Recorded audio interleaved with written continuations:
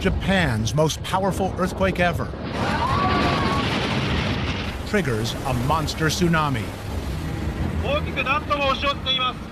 Fear washes over the nation. But that's just the beginning. 10 nuclear reactors at 2 power plants are crippled, threatening the unimaginable. If Tokyo needed to be evacuated, I feared the entire nation of Japan would be paralyzed by chaos. It became darker and darker. A terrifying situation. We were fighting an invisible enemy, out-of-control reactors. What will it take to save the country from radiation? Mankind has never faced the forces of physics and the forces of nature that those people faced. Nuclear meltdown disaster, right now on Nova.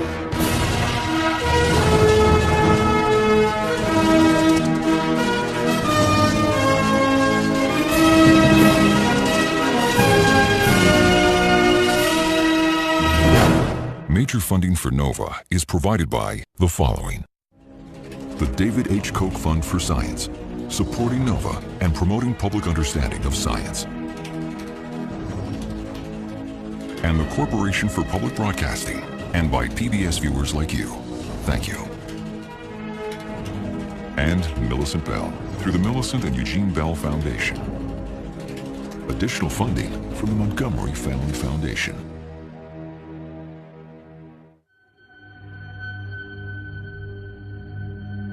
This is the road to nowhere. A once thriving place in one of the most prosperous countries on Earth. Japan. Radioactive Japan. Time stood still here on March 11th, 2011. Houses that aren't homes. Schools that are silent. Stores shuttered. Towns without people. Past the checkpoints, the scans, and the meticulous suit-up, layer upon layer upon layer of protection, is the place we simply know as Fukushima. Site of 3 nuclear reactor meltdowns. This is called the Central Control Room. All of the equipment at the power plant is operated from here. He is a nuclear plant operator. This is where he has always worked. He used to live nearby, but now he too cannot go home. He and his co-workers are ashamed, scorned by the neighbors they once had. We've been through so much in this control room. It's hard to put into words. He was here when it happened. Now he is hoping to make amends by helping clean up the toxic mess. 4 years ago, this room was completely dark. We had only small fluorescent lights and flashlights. We had given up on our own survival. Now, talking to you with the lights on, it seems like a lifetime ago. This is the story of the Fukushima meltdowns.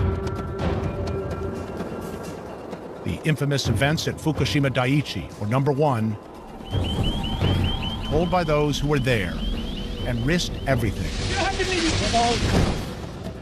And the lesser-known story of its sister plant 7 miles away, Fukushima Daini, or number 2.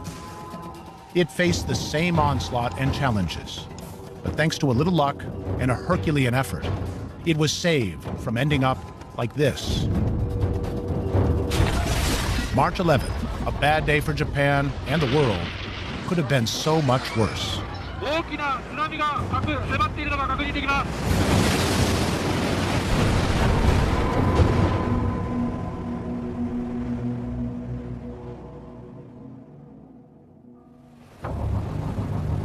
The inevitable came without warning at 2:46 p.m. Two giant pieces of the Earth's crust, tectonic plates, move suddenly and violently. One pushes down, causing the plate above it to spring upward like a catapult along a 300-mile fault line.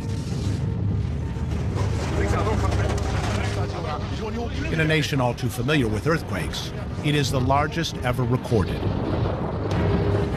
Magnitude 9.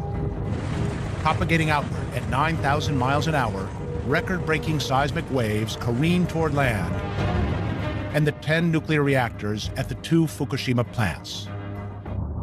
All of them designed by General Electric, owned and operated by the largest utility in Japan, the Tokyo Electric Power Company, TEPCO.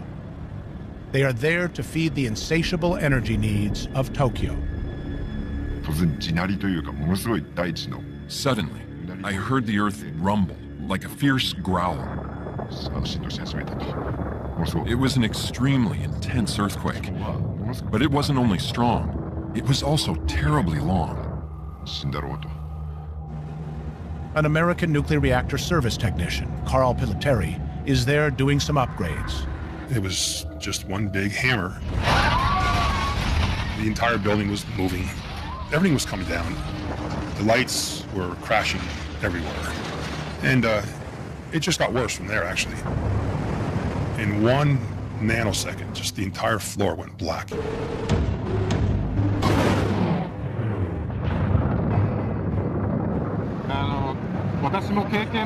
The shaking was like nothing I had experienced. The operators either held on to that bar or crouched down. That's how we endured the earthquake. I just wondered, how long is this going to continue? It lasts 6 minutes. Takayuki Inagaki is general manager of the maintenance department for units 1 through 4 at Daiichi. He reports directly to the superintendent, Masao Yoshida. Both men have spent their entire careers at TEPCO. Inagaki worries about his wife and 2 sons. When the earthquake hit, I think I sent one email to my wife explaining that I didn't think I'd be able to come home for a while. After I sent it, we lost contact with the outside. We couldn't even make calls.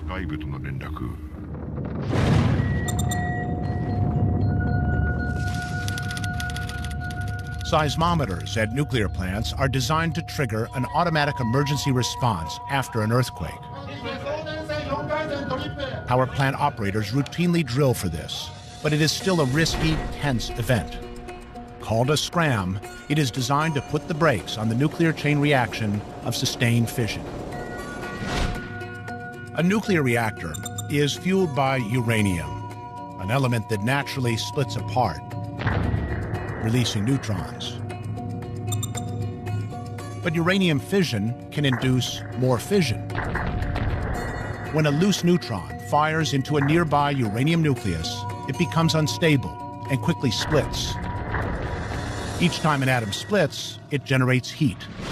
To make fission robust enough to generate power, uranium is enriched, shaped into pellets, and then stacked in long tubes called fuel rods. This ensures lots of uranium atoms are close enough to each other to allow a healthy chain reaction. To manage the rate of the reaction, control rods that absorb neutrons are moved in and out of spaces among the fuel. During a scram, the control rods are pushed all the way in, terminating the chain reaction. By 3:02, operators at Daiichi confirm the 3 reactors that were online have successfully scrammed. And at Fukushima Daini, all 4 reactors running full throttle also automatically shut down safely. Even though the nuclear chain reaction has now abruptly stopped, the uranium fuel rods remain very hot. It's called decay heat. The nuclear chain reaction was stopped within seconds, but the decay heat continued to be a problem. It takes approximately 20 to 24 hours for the systems to cool the reactor down to less than 212 degrees and achieve what's called cold shutdown. At its core, a nuclear power plant is not unlike a pressure cooker on a stove. water is heated to the boiling point, creating steam. And steam under pressure turns turbines, generating electricity. The complexity and cost of nuclear energy is about keeping the radioactive genie in the bottle. So the uranium fuel sits inside rods, underwater, in a steel pressure vessel, surrounded by a concrete and steel containment structure, inside a reactor building. All those layers of protection are there in case the water stops flowing. If that happens, it quickly boils away, exposing the fuel, and it melts, turning into radioactive magma. Unchecked, it will melt right through the steel reactor vessel and onto the concrete and steel containment structure that surrounds it. So at the Fukushima plants now, it is critical that the electric water pumps and valves keep running for the reactor core to safely cool down. Power normally comes from the electric grid, and the earthquake has caused a blackout. But there is a plan B. The plant is equipped with diesel-electric generators to provide power in an emergency. They start automatically, as they're designed to do. If it had only been the earthquake, we wouldn't be here today. The safety systems were doing their thing, the reactor cores were being cooled, and things were going pretty well.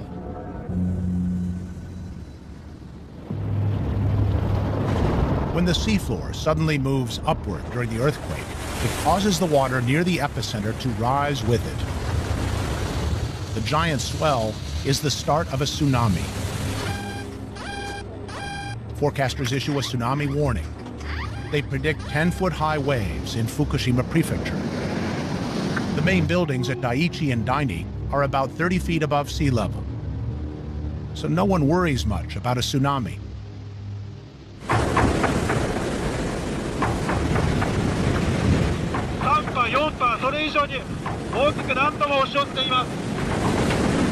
And then at 3:27 p.m.,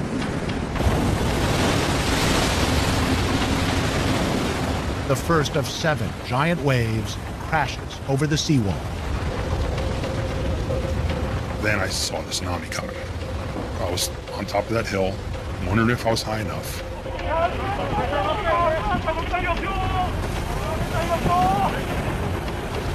This thing was,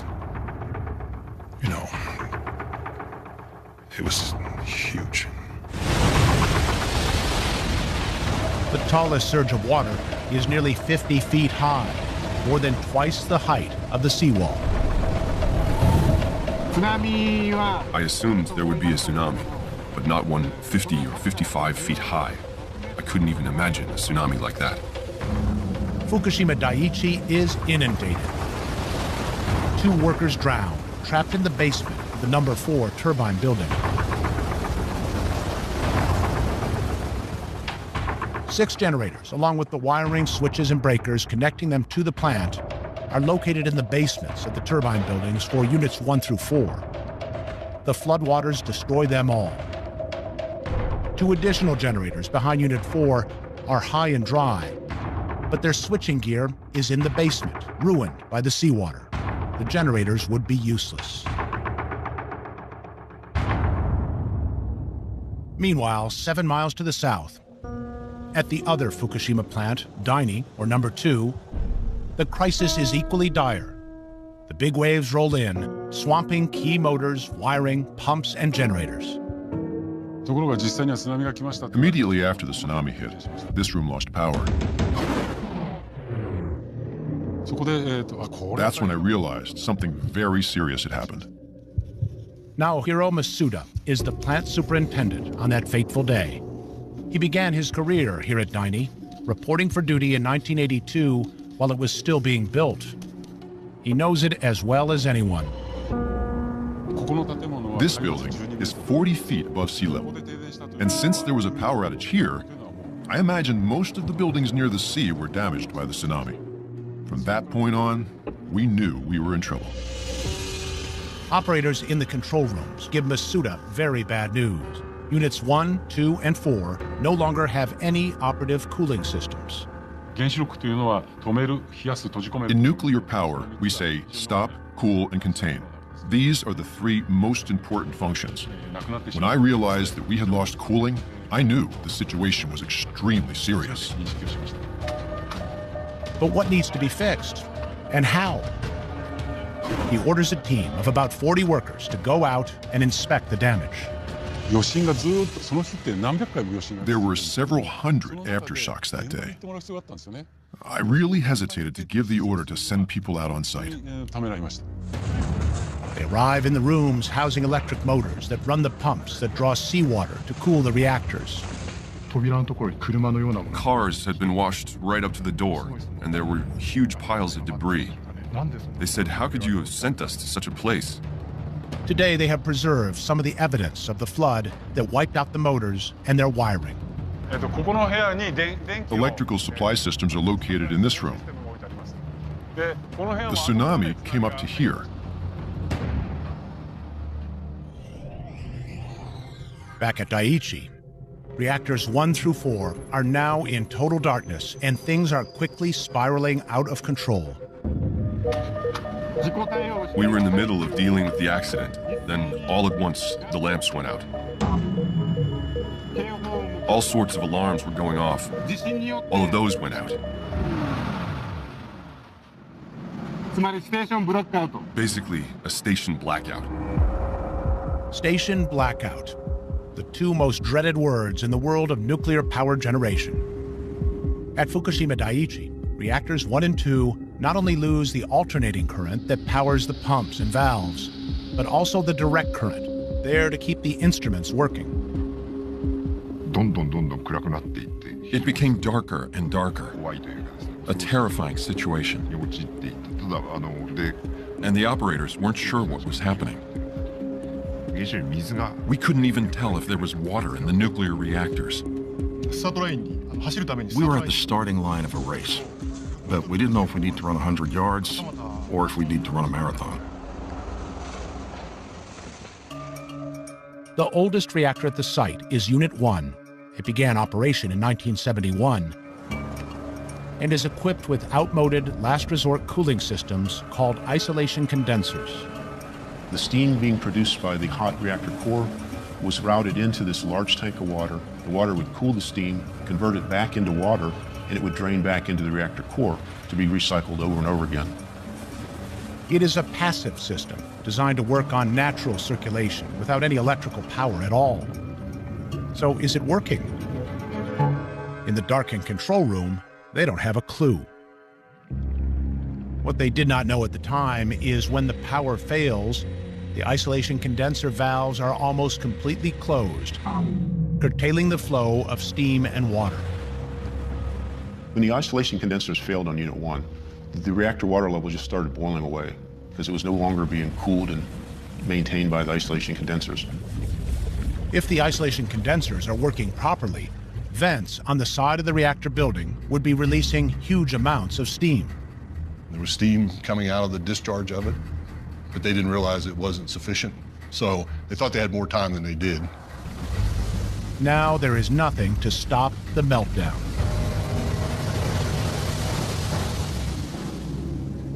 At 3:42 p.m., 15 minutes after the tsunami waves rolled in, TEPCO notifies the national and local governments that there is a special event at the plant. Actually, it is an emergency that has never been envisioned. It was a situation that hadn't been anticipated. We couldn't use the procedure manuals.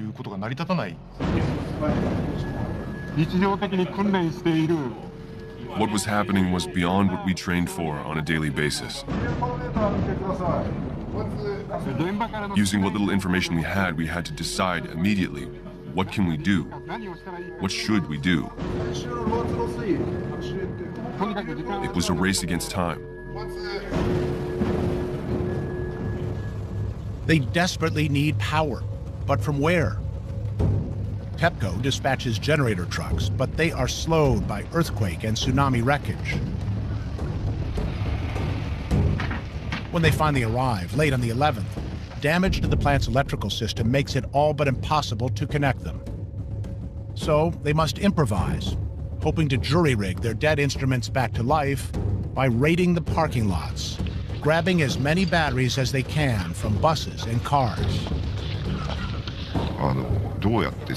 It took several hours to figure out how to connect the batteries.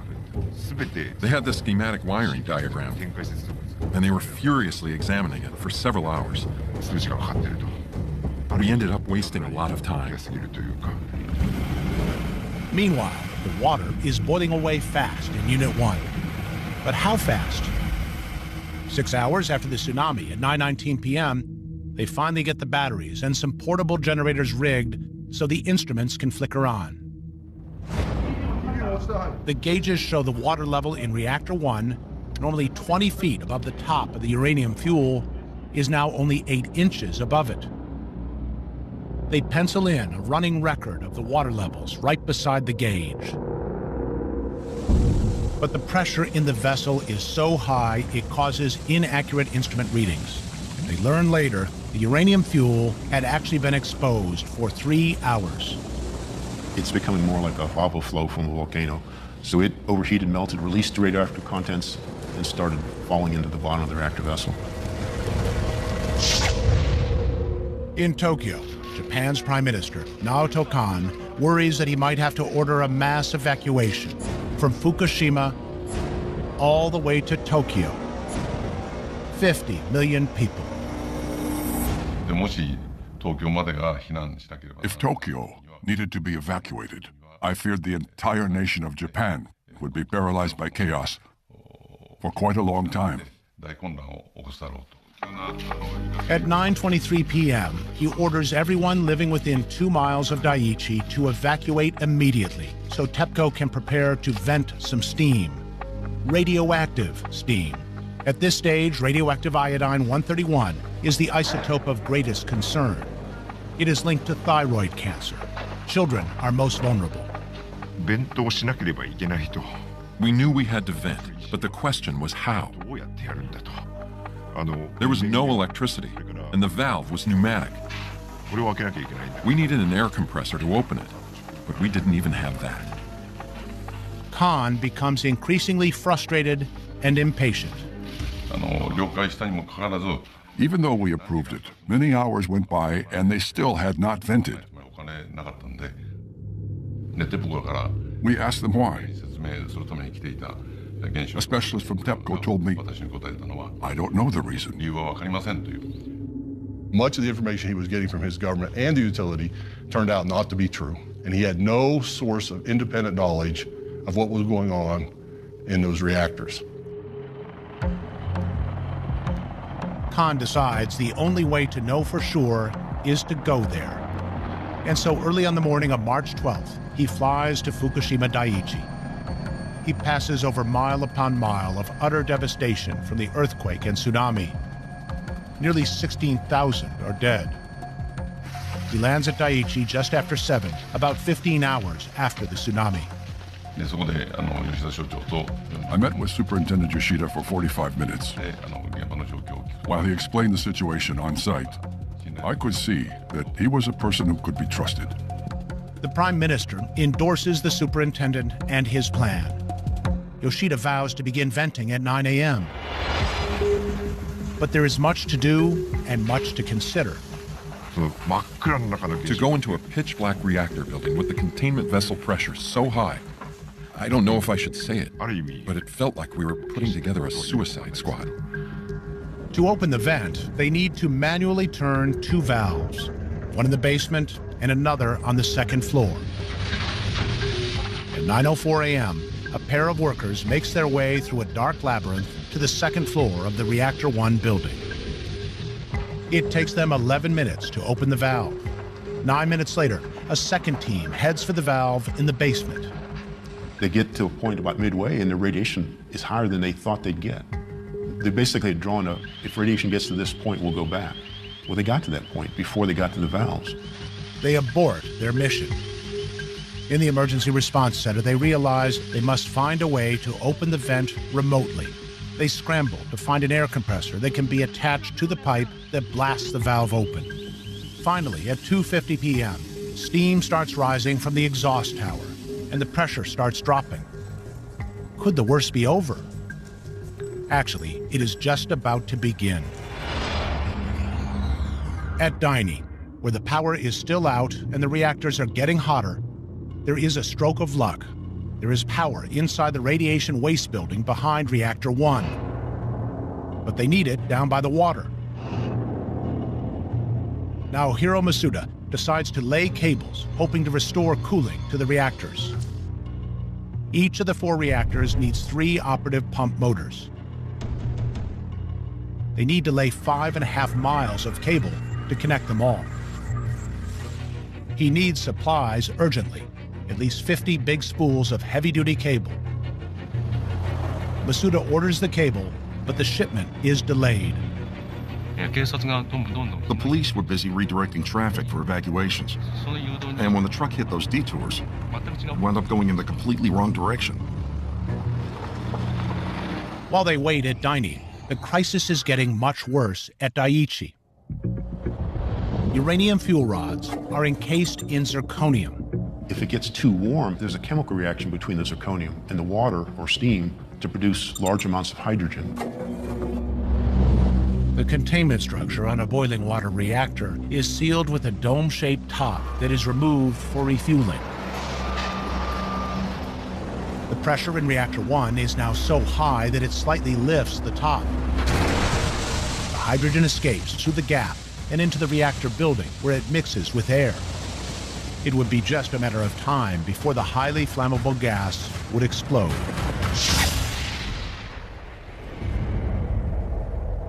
It is 3:36 p.m. Suddenly, there was an upward thrust, an impact that seemed to push the whole building upward, and it became completely dark. I thought it was just another aftershock, but we all sensed something was very wrong. Then headquarters told me that the top of the reactor building was completely destroyed. When I heard that, I was shocked. It is a devastating setback. I think that most of us who were working at the time didn't feel like we were going to make it out alive. At Daini, workers are preparing to lay the heavy cables when they get word of the explosion at Daiichi. After the explosion, I had everyone outside come back into the emergency response room. There were 500 to 600 people in the room. I said, please trust me. I definitely won't do anything to harm you. But Fukushima Daini is still in trouble, and I need you to do your best. The cables arrive on the morning of the 13th. Finally, the heavy lifting to save Fukushima Daini begins. These were large capacity motors, several hundred amperes. So the cables were fairly thick. Each person had to walk while carrying around 35 pounds of cable. It is a race against time and physics.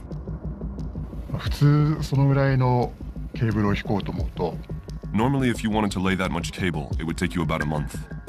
I didn't actually think it was possible in the amount of time that we had. A total of around 200 workers were involved. We swapped people out when they got exhausted. In the midst of this, Masuda is running out of fresh water to cool his crippled reactors.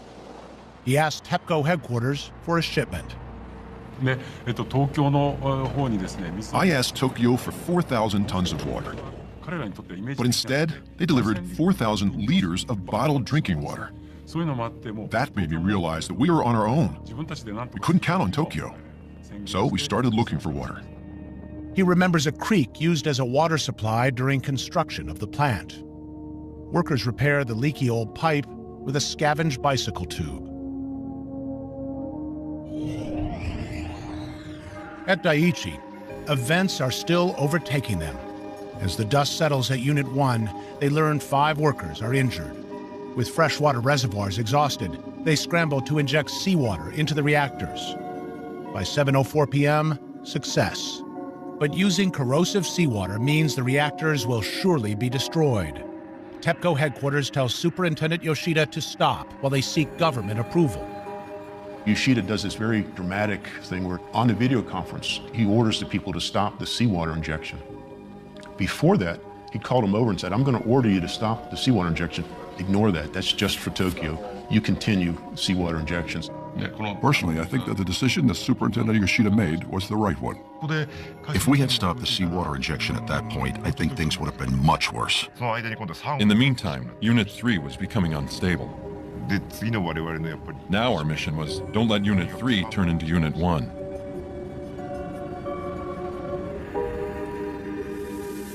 With no battery power, they are unable to open the valves to begin venting Unit 3, and there are no handles on these valves.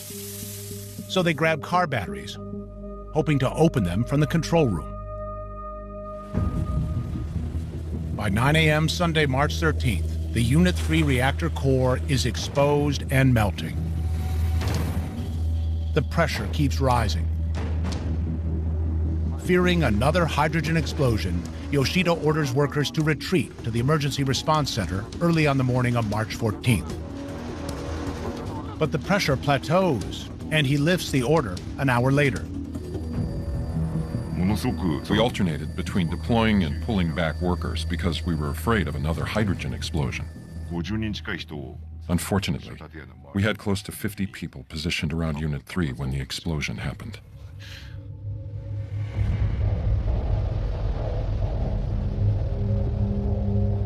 It is 11:01, March 14th.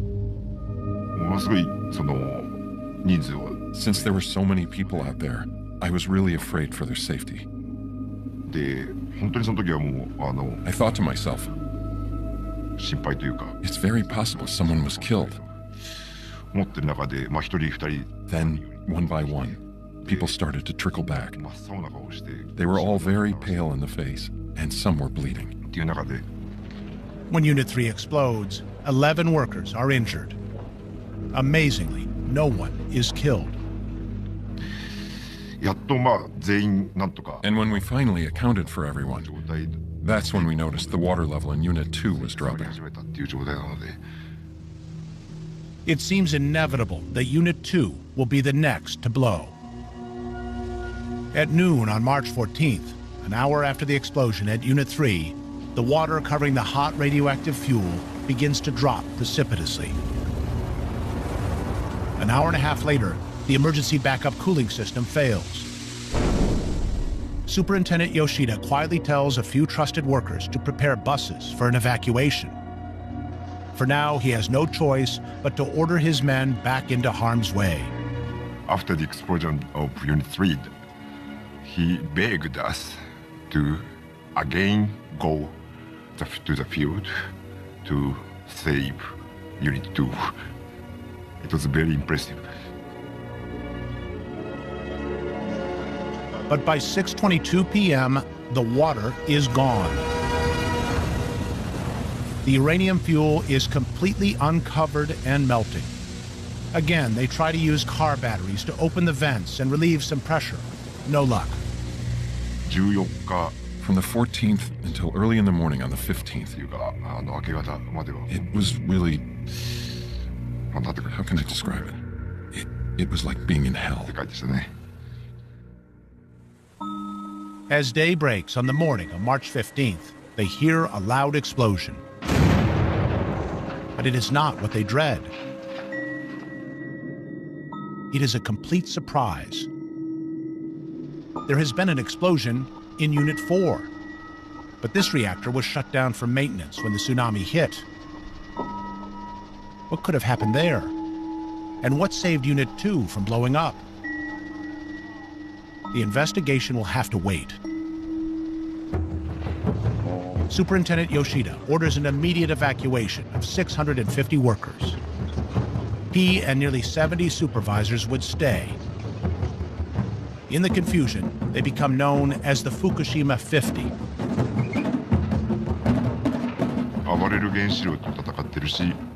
We were fighting an invisible enemy, out-of-control reactors.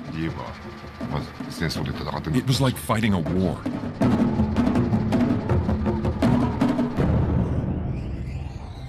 It is midnight on the 13th. In the dining control room, operators are girding for what seems inevitable, venting radioactive steam into the environment. Then the cables and the motors finally start falling into place, and the mood shifts dramatically. When we got word that they were finished running the cable, there was applause. Then they tested the motors and reported the motors are working. And there was more applause. When the pumps were finally working for units 1, 2, and 4, there were 3 bursts of applause, one for each. It was such a rush. I can't believe they did it. What a team they are. They pulled off something incredible. I thought, they did it. The pressure in Unit 1 had risen to just under the containment vessel's pressure limit. We had about 2 hours to spare. I'd say we made it by the skin of our teeth.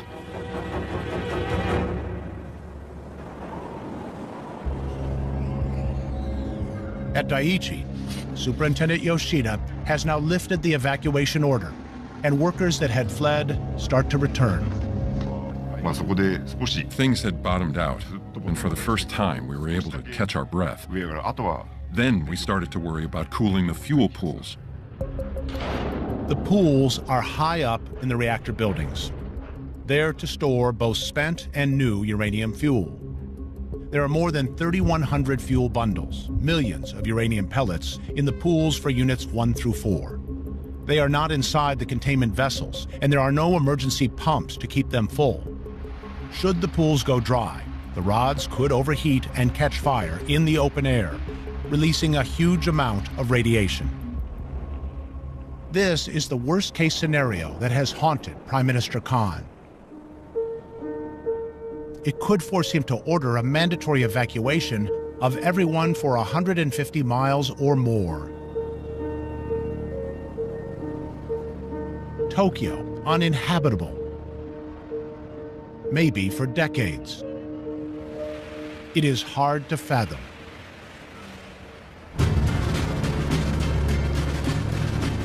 Nuclear plant operator Chuck Casto, then an NRC executive, arrives at Fukushima Daiichi in the midst of this turmoil and uncertainty.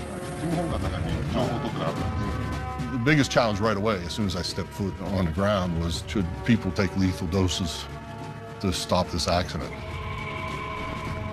The situation was desperate. Concerns we had never faced before. Did you see the steam coming up in Unit 3? That's the worst explosion I've ever had. And we were trying to work our way through them the best we could. It is time for desperate measures. On the morning of March 17th, Self-Defense Forces helicopters fly 4 daring missions, hoping to dump seawater onto the Unit 3 spent fuel pool, which appears to be boiling away. Radiation forces them to fly high above the plant, too high. In reality, barely any of the water got into the pool, and tensions were still running high.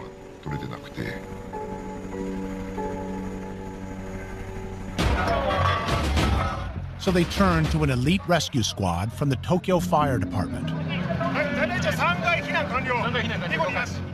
They plan to use equipment designed to fight high-rise fires. They arrive at the plant late the next night. They are led by Deputy Chief Yukio Takeyama, a 35-year veteran. The plan was to get water into Unit 3 by any means necessary. It needed to be dead on, not like when you put out a fire and spray the water anywhere you want.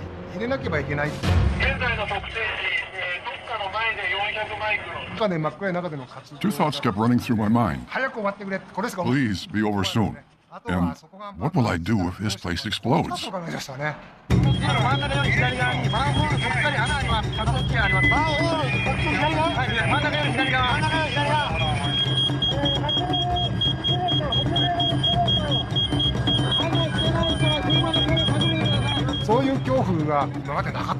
had never felt that kind of fear before. I thought, this is what it feels like to really be in trouble. They get the job done in 20 minutes. Day breaks. The water is now flowing. The fuel in storage is never exposed to the air, and the feared radiation is not released. Tokyo is saved. Little by little, in a small way, we started to have some hope. Up until then, we were spiraling further down, and now we were dangling there. We weren't falling anymore.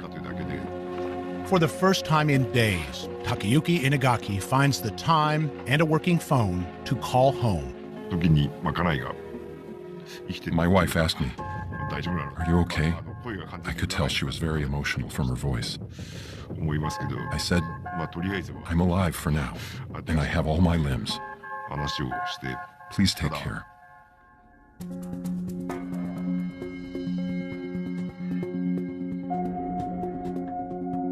In the days and weeks ahead, the nightmare does not end, but at least it gets no worse.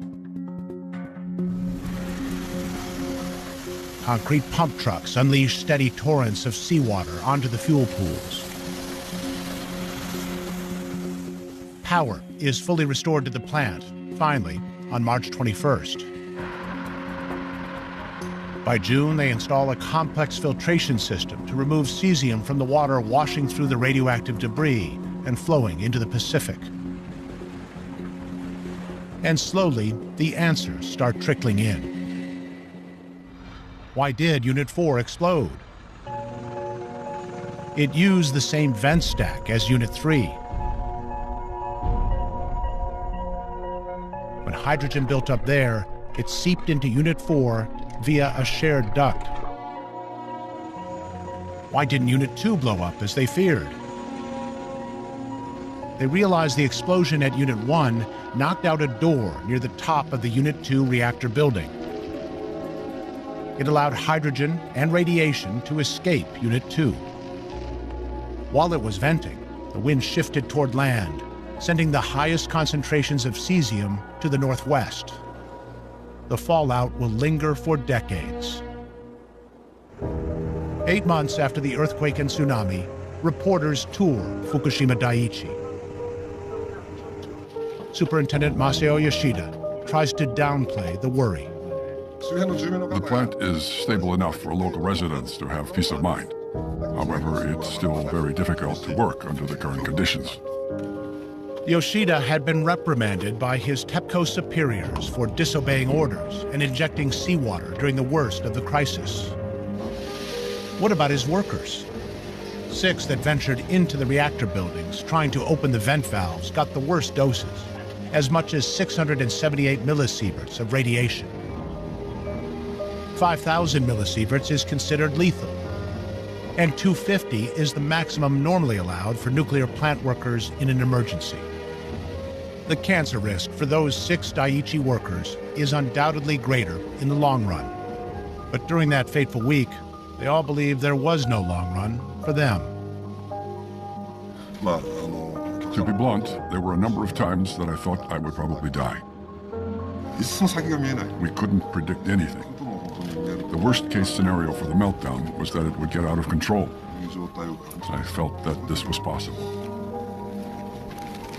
And so I thought maybe this is the end. 1 month later, the hot, melted cores finally dropped below the boiling point of water. Cold shutdown. By then, Yoshida is gone. He has cancer unrelated to his job. He dies in July of 2013. Yeah, he was always keeping his head. So always encouraging people. He was a good leader. You might even say he was superhuman. Not just because of the quality of his decisions, but how quickly he made them. Without him, I could not have... I could not be here. Fukushima, 4 years later. What was once one of the largest nuclear power plants in the world is now the center of the most complex, expansive cleanup ever attempted. It could take as long as 40 years. It will rely on technology not yet invented and the determination of people not yet born. The man in charge of it all is the hero of Fukushima Daini. Naohiro Masuda is now TEPCO's chief decommissioning officer. It is a very different challenge than what he faced in March 2011. This is the first time anyone has attempted this kind of decommissioning. No one in the world has this experience. So when we try to set a goal to work towards, I can't even give clear instructions because we're still figuring out what it is we're trying to do.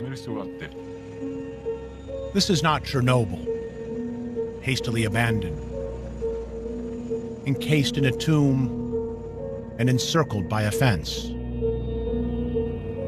This is Japan, where land is precious, and they have a history of rising from ruin.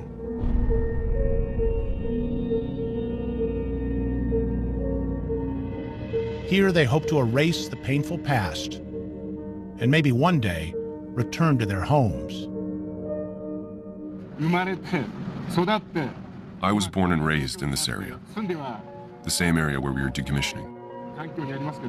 It's not possible to live here now, but we all have a strong desire to make it habitable again. I think that's what keeps us working. It is a disaster with deep roots at high levels. Bad design decisions, technological hubris, a broken safety culture. But in Japan, the sins of the company are the sins of its workers. So they are considered culprits as well as victims. We did what we had to do. I strongly regret the inexcusable situation that unfolded. Mankind has never faced the forces of physics and the forces of nature that those people faced. The system may have failed, but those operators did the best they could with what they had. In my mind, they were absolute heroes. There's nothing to be proud of. Most of the plant workers were born and raised here. They wanted to protect their hometown, protect their families. The reality is, tens of thousands of people are still under evacuation. And we're the ones that caused that. By no means are we heroes.